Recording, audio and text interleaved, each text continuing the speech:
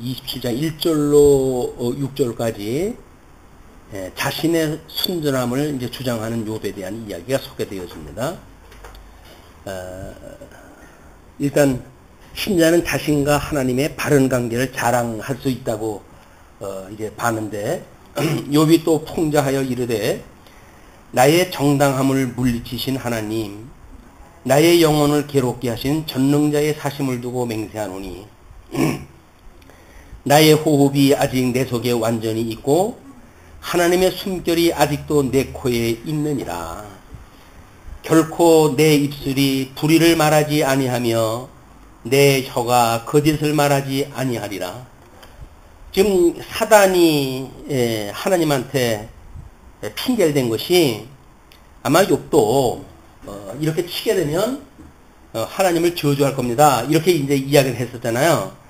근데 욥이 나의 정당함을 물리치신 하나님, 세상에서는 이 친구들의 논리처럼 이걸 이해가 안 가는 현상이 벌어졌잖아요. 그런데 나의 영혼을 괴롭게 하셨던 그 전능자, 그 하나님, 이 환난에 있게 하시는 하나님, 그 하나님이 그 하나님의 사심을 두고 맹세하노니 그분이 살아있기 때문에 이런 역사가 지금 벌어지고 있다는 거예요. 그러니까 하나님이 하시는 모든 일은 옳다라고는 이것을 지금 증거하는 이야기입니다. 하나님이 나의 정당을 물리치셨던 하나님이고 나의 영혼을 괴롭게 하셨던 그 하나님인데 그 전능자의 사심을 두고 맹세하노니 나의 호흡이 아직 내 속에 완전히 있고 하나님의 숨결이 아직도 내 코에 있느니라. 하나님의 사랑을 느끼는 거예요. 뭘로? 숨결, 하나님의 숨결이 자기 코에 있다는 거예요. 뭡니까? 아담을 만드셨을 때 그의 코에 생기를 불어넣었잖아요. 그 생기를 불어넣었던 그 하나님이 여전히 자기 코에 하나님의 그런 숨결이 느껴진다는 거예요. 그건 하나님을 지금 인정한다고 하는 이야기죠. 이건 본봐요, 만진봐요 라고 했던 그런 것처럼 내 숨결이 아직도 코에 있다. 그리고 결코 내 입술이 불의를 말하지 아니하며 내 혀가 거짓을 말하지 아니하리라. 내 입술이 불의를 말하지 아니하며 사단에 그렇게 요구했던 것처럼 또는 음모했던 것처럼 불의를 말하지 아니하며 내 혀가 거짓을 말하지 아니하리라. 나는 결코 너희를 옳다 하지 아니하겠고 내가 죽기 전에는 나의 온전함을 버리지 아니할 것이라. 그래서 너희들이 나를 갖다 공박했던 모든 것들 그걸 나는 동의할 수가 없다. 뿐만 아니라 내가 죽기 전에는 나의 온전함을 버리지 아니할 것이라. 온전함이라고 하는 것은 우리 하나님의 형상을 따라서 이제 온전하게 되어지는 거 아니겠어요? 예수 그리스도로 우리 예수 그리스도의 형상을 따라 가지고 하나님에 이르는 눈으로 보게 되어지는 그 이야기죠.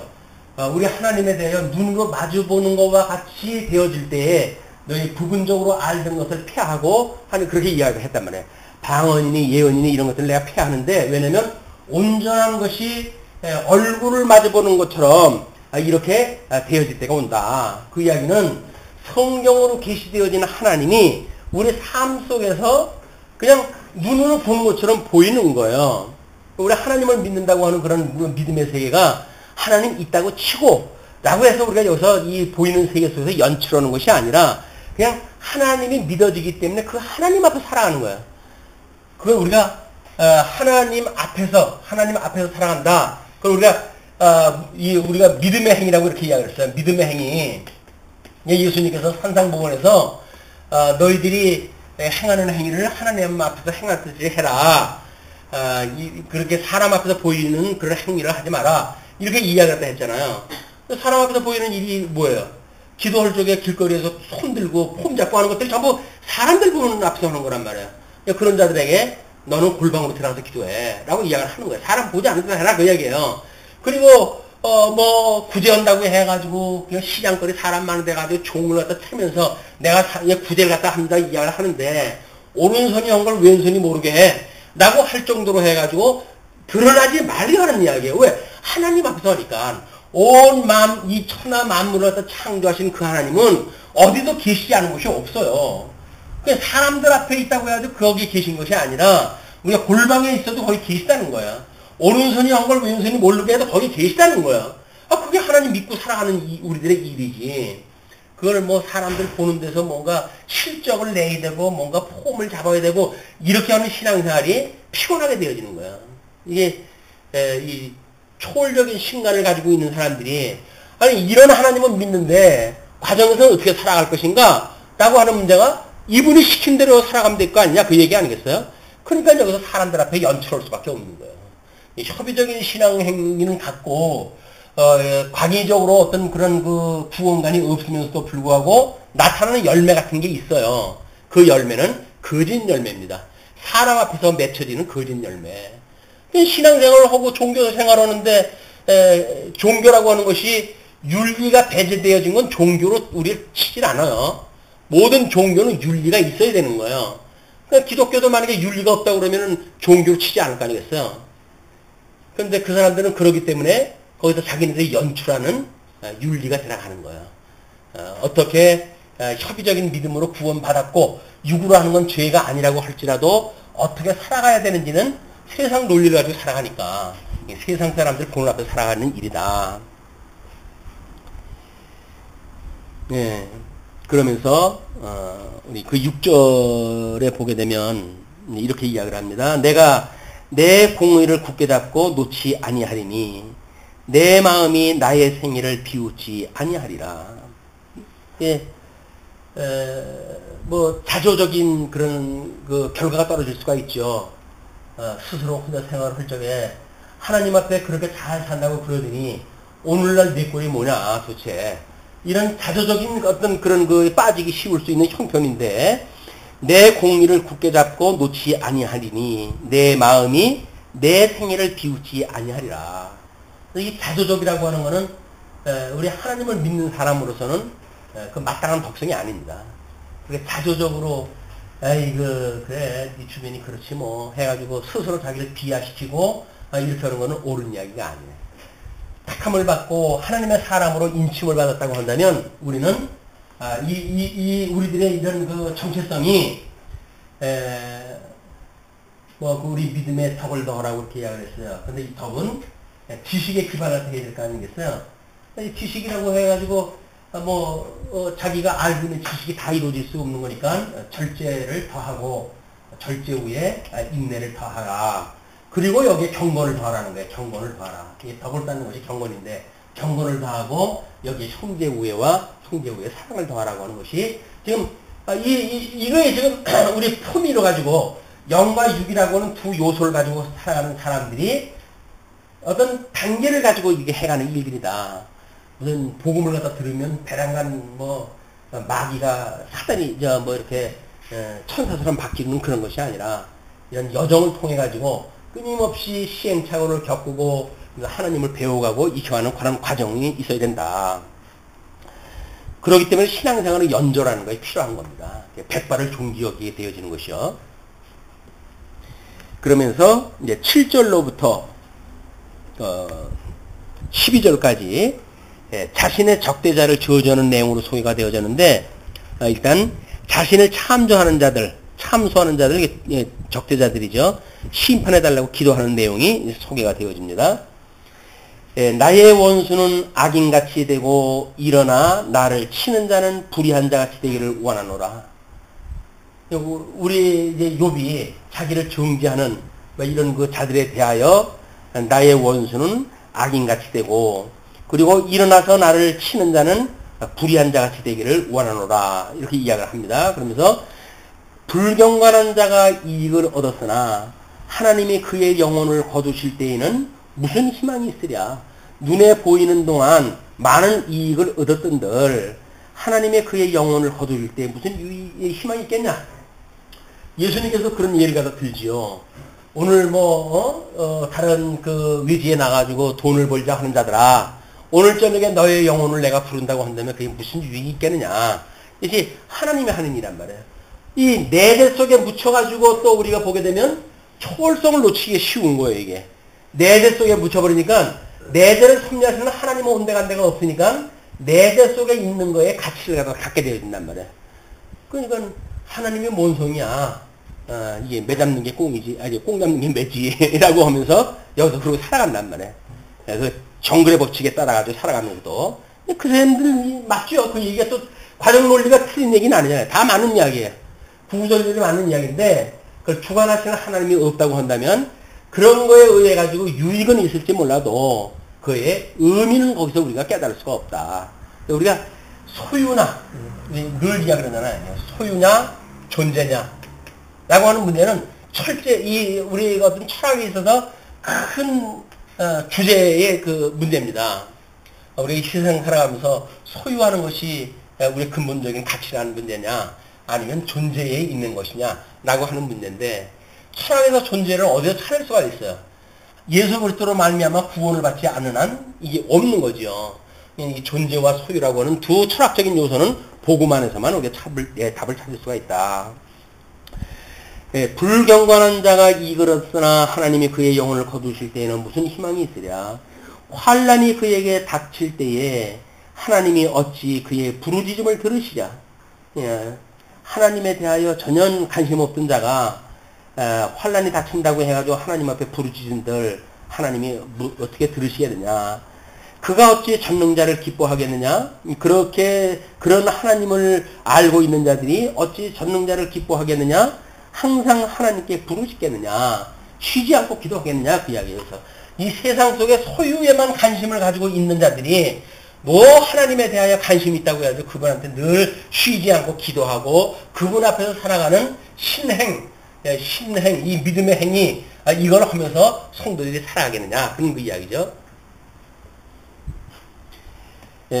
그러면서 하나님의 솜씨를 내가 너희에게 가르칠 것이요. 전능자에게 있는 것을 내가 숨기지 아니하리라. 이제 드디어 자기가 알고 있는 하나님에 대한 신관을 이제 그 자기를 공박하는 자들한테 이야기를 하겠답니다. 그래서 너희가 다 이것을 보았거늘 어찌하여 그토록 무익한 사람이 되었는고. 너희들도 내가 지금 증거하려고 하는 이런 거 하나님의 창조에 대한 모든 것들 이런 것들을 보고도 어떻게 이 초월되어진 하나님 뭐 이런 거 하나님에 대한 건 관념적인 걸로 그치고 세상에 있는 환난에 대하여 우습게 생각을 하고 그렇게 생각을 했더냐. 내가 이 섭리를 하시는 하나님, 환난을 섭리하시는 하나님, 그분이 어떻게 창조를 했는지에 대한 이런 그 창조 하나님에 대하여 너희에게 내가 이제 일러줄 것이다. 그런 그 이야기입니다. 그러면서 그 13절서부터 이제 13절을 보시게 되면 그런 그 내용을 몇 가지로 이제 구분했다 하게 되어지는데 13절부터 23절까지 악인의 최후에 대해서 총체적으로 되어진 거 아니에요. 네, 그 나뉘어드린 그 교재를 갖다 보게 되면 13절에는 하나님이 의인들을 악하게 압제하는 자들에게 5단계로 이제 묘사를 딱 하게 되어집니다. 뭐냐면 악인이 하나님께 얻을 분기, 포악자가 전능자에게서 받을 산업은 이것이라 해가지고 이제 앞으로 5가지를 소개를 쭉 할 거예요. 그 5가지가 하는데 첫 번째 것이 14절로 15절 악인들의 가족이 멸망할 것이다. 이렇게 이야기를 합니다. 그의 자손은 번성하여도 칼을 위하며 그의 후손은 음식물로 배부르지 못할 것이며 자손이 번성을 했다 하는데 그 번성하는 것이 칼을 위함이래요. 그렇기 때문에 그의 후손들은 음식물로 배부르지 못한다는 그런 그 이야기를 합니다. 그리고 그 남은 자들은 죽음의 병이 돌 때에 묻히리니 그들의 과부들이 울지 못할 것이며 결국은 그 악인들이 받을 이 땅에서 너희들이 가지고 있는 너희가 악인이기 때문에 고통을 당한다고 이야기를 하는데 이 여기서 당하는 그 악인들에 대한 고통에 대해서 내가 이렇게 이야기를 하겠다. 그러면서 14절로 15절 그렇게 이야기를 하는 겁니다. 그러면서 14절로 15절 악인들이 가족이 멸망할 것이고 16절 17절 악인들의 재산을 차지할 것이다. 의인들이 악인들의 재산을 차지할 것이라고 이야기를 합니다. 그가 비록 은을 티끌같이 쌓고 의복을 진흙같이 준비할지라도 그가 준비한 것을 의인이 입을 것이요 그의 은은 죄 없는 자가 차지할 것이며 이거는 이스라엘 역사에서 간간히 나타나는 일이죠. 이스라엘을 공격하려고 했던 아람의 모든 그런 군대가 결국 하나님의 초자연적인 방법으로 해가지고 다 물러나고 뭐 성내에서 그 기근에 시달렸던 백성들이 결국 그걸로 해가지고 포식을 하게 되어지는 그런 그 역사도 이제 나타나고 하죠. 마찬가지로 하나님께서 과정적으로 있을 때 그렇게 하시는데 이렇게 티끌같이 너희들이 은을 쌓고 의복을 진흙같이 준비한다고 할지라도 그렇게 준비한 것은 결국 의인이 입을 것이고 그의 의는 죄 없는 자가 차지하게 되어야 된다. 그래서 악인들이 여기서 형통하다는 건 결국 뭐예요?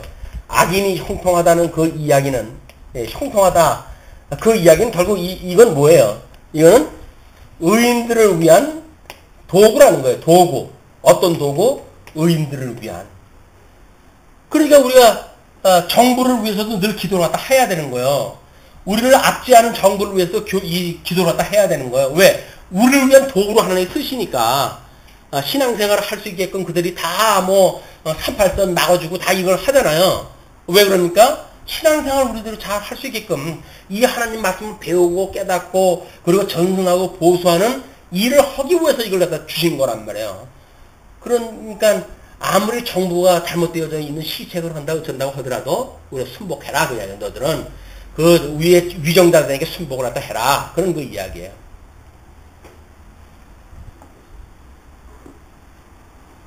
어떤 사람들이 보면 나는 동의할 수 없네 그럴 수도 있겠죠. 어떻게 하겠어요? 못하겠으면 말아야지. 그러나 하나님의 명령은 그래요. 하나님의 말씀은. 그 다음에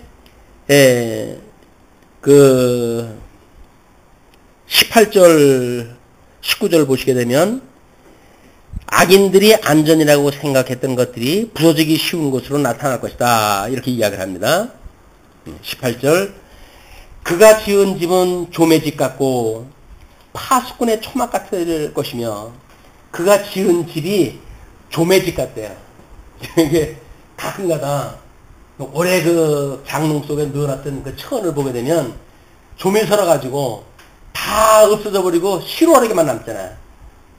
그럼 만약에 집에 기둥을 세우고 석가래를 엮고 그래가지고 지붕도 하고 벽도 바르고 그랬을 거란 말이야.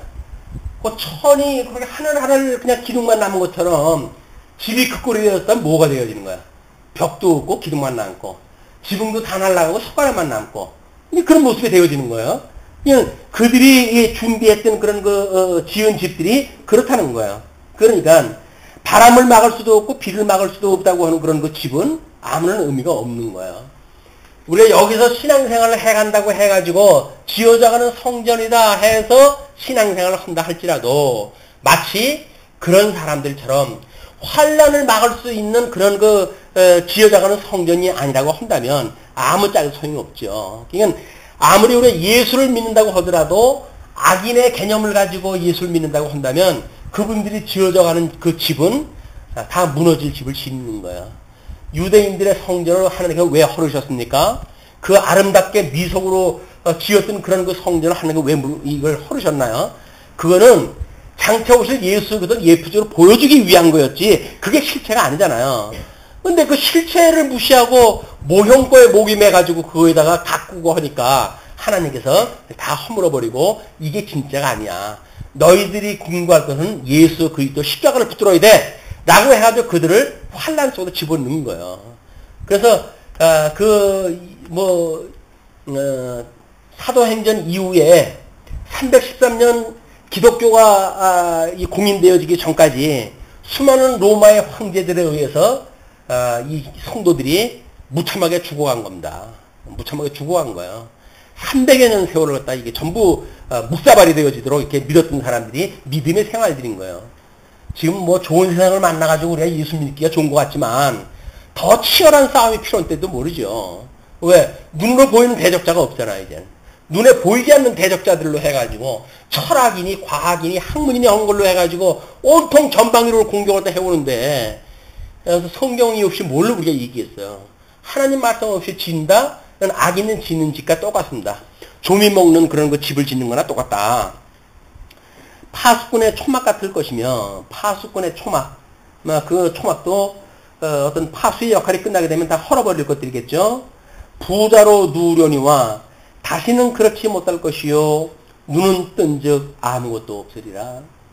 근데 부자로 누웠는데 다시는 그렇지 못한대요. 그 이야기는 뭡니까? 이렇게 부자의 자세로 누울 수가 없다는 거지요. 왜? 눈을 뜬즉 아무것도 없으니까. 이 세상의 거는 바람을 잡는 거, 바람을 잡는 거. 근데 이 바람을 잡는 거를 마치 뭔가 실체를 잡는 것처럼 그렇게 하니까 바람을 잡는 거 중지하고 곧 예수 그리스도의 십자가를 잡으라! 그 이야기예요. 십자가를 잡으라. 십자가 잡을 생각 안 하고 뭐 과정 속에서 뭐를 잡으면 될까, 이렇게 하면 될까, 저렇게 하면 될까 해가지고 고민하면서 살아가지만 결국 얻는 답이 있나요? 없어요. 고민할 거 다 해야 되고 고생할 거 다 해야 되는 거예요. 예수님을 만나야 거기서 그 의미를 알고 가치를 아니까 우리가 범사에 감사하고 항상 기뻐할 수가 있는 거지. 세상에 어떤 형통하기 때문에 감사하고 형통하기 때문에 기뻐하다? 거짓말이에요. 저는 이 무너질지 모르는 종 같은 집을 갖다 될지 모르고 우리가 허사를 경영하는 일이다. 자, 그러면서 20절로 21절 보시게 되면 악인들은 죽음의 두려움에 쓸려가지고 세상에서 사라질 운명이다. 이렇게 이야기를 합니다. 두려움이 물같이 그에게 닥칠 것이요 폭풍이 밤에 그를 앗아갈 것이며 동풍이 그를 들어 올리리니 그는 사라질 것이며 그의 처소에서 그를 몰아내리라. 이것이 뭐 우리 예수님 잔치할 때마다 예를 드시는 것이 그렇죠. 너는 의복이 어떤 하나님 앞에 의복을 갖추지 않고 잔치에 참여한 자들 그를 내쫓으라. 그는 바깥에서 울며 이를 갈미 있으리라 이렇게 이야기를 하잖아요. 하나님의 의를 말미암아 예수 그리스도로 말미암아 구원받지 아니한 인생들이 어떤 만들어 논리에 의한 이런 그 어떤 신학의 세계 또는 뭐 이 종교의 세계 다 무너지고 없어질 것들입니다.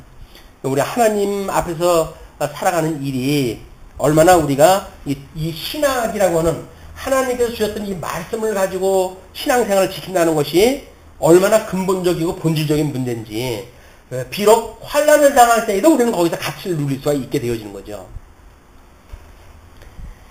동풍이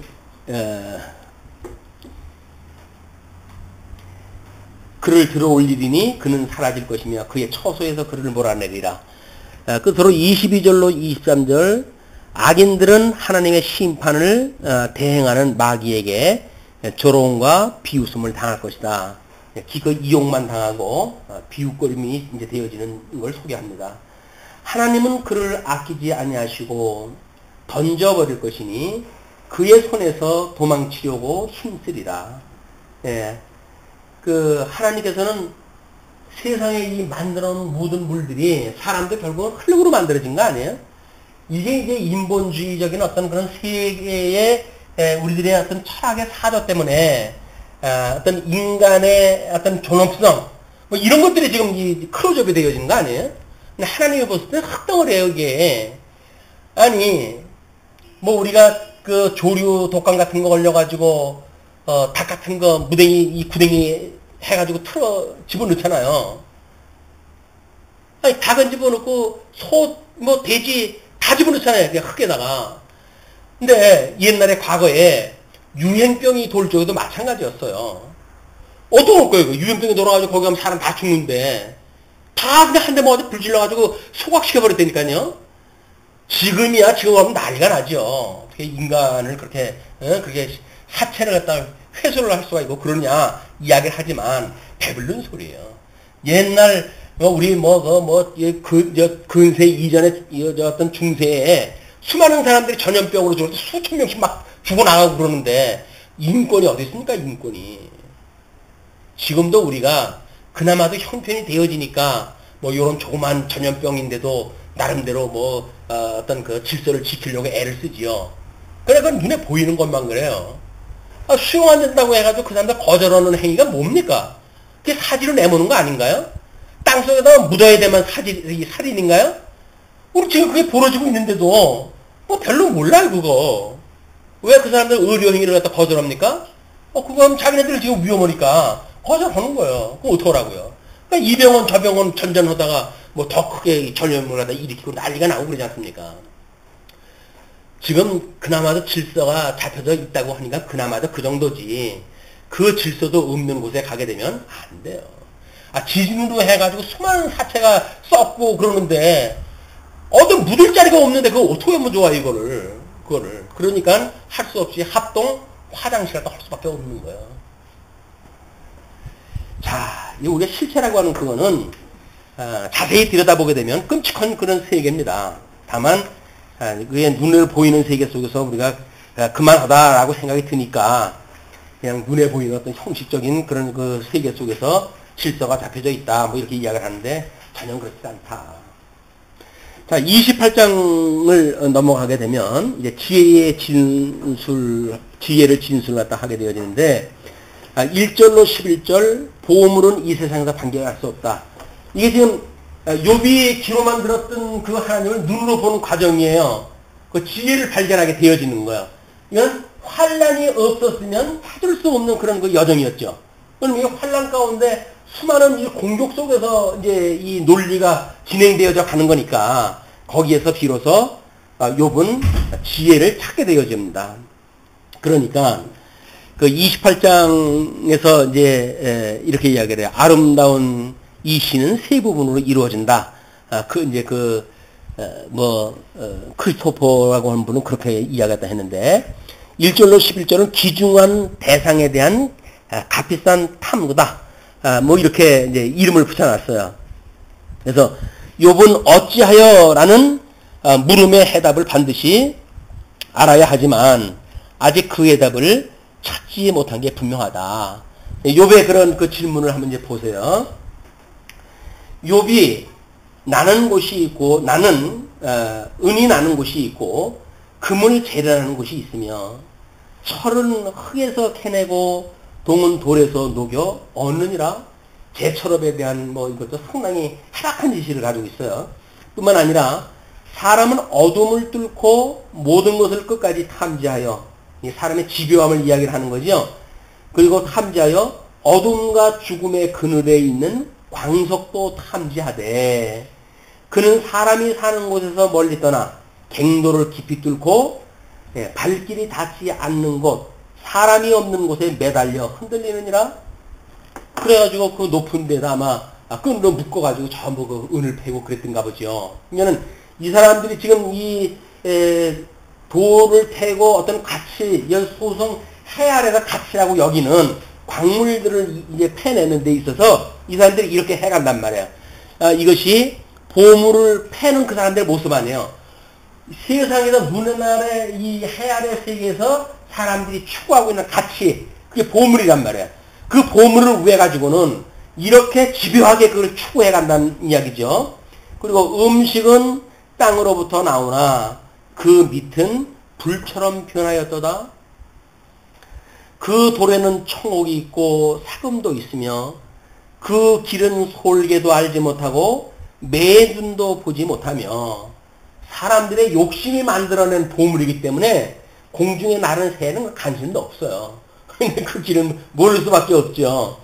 뿐만 아니라 용맹스러운 짐승도 밟지 못하였고 사나운 사자도 그리로 지나가지 못하였느니라. 이 지상에 있는 보물을 캐기 위한 인간들의 어떤 탐험심 뭐 이런 것들은 동물들도 감당할 수 없을 만큼의 어떤 그런 그 위험도 불사한 이런 그 일들이 지금 벌어지고 있다는 겁니다. 사람이 굳은 바위에 손을 대고 산을 뿌리까지 뒤엎으며 뭐 지금 우리 이거 뭐 자연 훼손하는 그 모습 그대로 고발되어지는 거 아니에요? 멀쩡한 산들 다 그냥 파헤쳐버리고 이렇게 하는 그 모습들이 뿐만 아니라 반석의 수로를 터서 각종 보물을 눈으로 발견하고 막 이거는 수로를 터가지고 보물을 눈으로 발견한다는 이야기는 산 같은 거는 어떻게 흐르는 물에다가 해내야 되니까 막 그런 캐치 방법이 아닌가 이런 생각이 드는데 누수를 막아 스며나가지 않게 하고 감추어져 있던 것을 밝은 대로 끌어내느니라. 체질을 갖다 해가지고 보물은 이 인간 세계 이 인간들이 보물을 찾는데 혈안이 되어져 있는 가치를 추구하는 모습을 보여줍니다. 그렇다고 한다면 이게 이제 보물로 설명이 되어졌지만 다른 의미로 이야기를 한다면 뭐예요? 그게 가치 가치 아니 가치. 우리가 이게 소유의 가치가 있느냐 존재의 가치냐에 대한 문제인데 소유의 가치를 둔 사람들이 얼마나 집요하게 보물 채취에 지금 혈안이 되어져 있는가 하는 내용들을 이제 고발하다 한 뒤에 12절로 27절을 보시게 되면 참 지혜는 이 세상의 것이 아니라고 고발하다 합니다. 자, 먼저 12절로 22절까지 지혜는 값을 매길 수 없는 동시에 획득할 수 없다. 이렇게 이야기를 하면서 12절로 14절 지혜는 찾을 수 없다고 이야기를 합니다. 그러나 지혜는 어디서 얻으며 명철이 있는 곳은 어디인고 그 길을 사람이 알지 못하나니 사람 사는 땅에서는 찾을 수 없구나. 이 해 아래서는 뭐 우리 우스갯소리로 뭐 선교사들이 아프리카 뭐 이런 외지에 갔을 때 아이들이 뭐 가지고 노는 것들이 전부 다이아몬드 조각을 가지고 놀고 이제 그러니까 자기 뭐 가족 같은 뭐 초콜릿 하나 주면서 맞바꾼다든지 이런 그 이야기를 예화로 들고 그러잖아요. 그 아이들은 가치가 없는 거예요. 당장 입에 들어가는 초콜릿가 좋지. 그거 뭐 가지고 장난감으로 쓰는 어디 가도 뭐 찾을 수 있는 그런 것들이 뭐가 유익하겠어요. 그러니까는 초콜릿을 바꿔 먹는 그런 그 모습을 보게 되어지고 복음서에서는 이제 그 복음에 대한 문제를 밭에 감춰졌던 보물에 대해서 이제 예를 듭니다. 그래서 과연 우리가 보물을 찾는 것이 뭔지, 가치를 추구하고 있는 것이 뭔지, 이 소유냐 존재냐라고 하는 이런 어떤 화두를 가지고 인생들이 살아가는데 과연 추구하며 살아간다고 하는 그것이 굴러다니는 흙덩어리를 갖다가 우리가 이걸 추구한다고 한다면 이런 그 사람들과 똑같은 거죠. 네, 그 길을 사람이 알지 못하고 땅에서는 찾을 수 없구나. 그러면서 14절 깊은 물이 이르기를 내 속에 있지 아니하다 하며 바다가 이르기를 나와 함께 있지 아니하다 하느니라. 알려주질 않는다는 얘기죠. 모든 자연들은 감춰져 있어서 사람이 탐험할 수 없는 그곳에서는 도저히 알 수가 없는 이런 그 지혜에 대해서 이야기가 한 뒤에 15절로 19절 보게 되면 지혜는 매우 값지기 때문에 반드시 찾아야 된다고 그렇게 이제 이야기를 하는 거예요.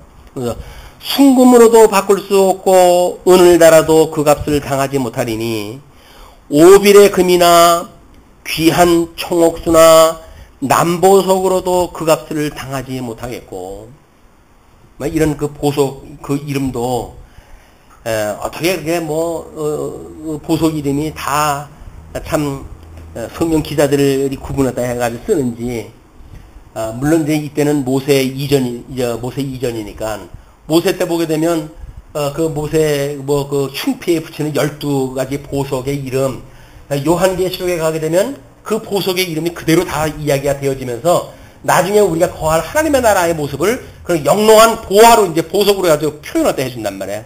그런데 지금 이 순금으로도 바꿀 수 없고 은을 달아도 그 값을 당하지 못하리니 오빌의 금이나 귀한 청옥수나 남보석으로도 그 값을 당하지 못하겠고 지혜라고 하는 것이 바꿀 수가 없다는 이야기입니다. 황금이나 수종이라도 비교할 수 없고 정금 장식품으로도 바꿀 수 없으며 진주와 벽옥으로도 비길 수 없나니 지혜의 값은 산업보다 귀하구나. 지혜의 가치. 값이라고 하는 건 가치예요. 그 가치라고 하는 그 문제는 세상의 어떤 그런 그 보호와 보물보다도 더욱 가치로운 것이다. 지혜가 이야기했다 합니다. 그러면서 19절 구수의 황옥으로도 비교할 수 없고 순금으로도 그 값을 헤아리지 못하리라. 지금 그 뭐 물론 나중에 성전을 지을 때 필요했던 것들이 뭐 오빌의 금이라든가 구수의 황옥이라든가 하는 것들이 다 필요해가지고 쓰시오. 하나님께 쓰시는 그런 그 일이지만 그런 것이 성전이라고 하는 그걸 짓는 데의 도구일 뿐이지 하나님의 이름을 붙였다라고 하는 그 가치를 발견하는 그냥 거칠이란 말이에요. 껍데기. 이건 허물어질 수밖에 없는 껍데기. 그걸 이야기를 하는 것이다. 그러면 이제 20절로 22절 보게 되면 지혜는 찾을 수 없다고 이렇게 이야기를 합니다. 그런즉 지혜는 어디서 오며 명철이 머무는 곳은 어디인고? 이게 적어도 환난을 당하면서 지혜를 얻어야만 이 의미를 깨닫고, 그렇기 때문에 환란에 대한 가치를 이제 알게 되어지기 때문에, 지금 욥은 끊임없이 이 가치, 지혜를 갖다 찾기에 지금 이제 전력을 다하는 거죠.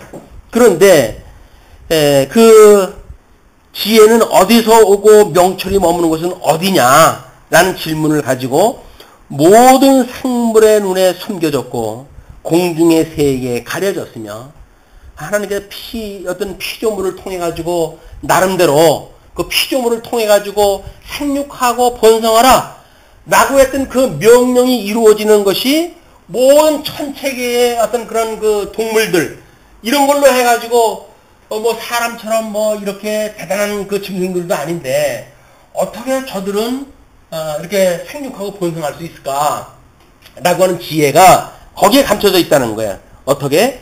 생물의 눈에 숨겨졌고 그 눈으로 보고 그들은 생육하고 번성할 수 있는 길을 갖다 알고 있는 거 아니겠어요? 공중의 새에게 가려졌으며 멸망과 사망도 이르기를 우리가 귀로 그 소문은 들었다 하느니라.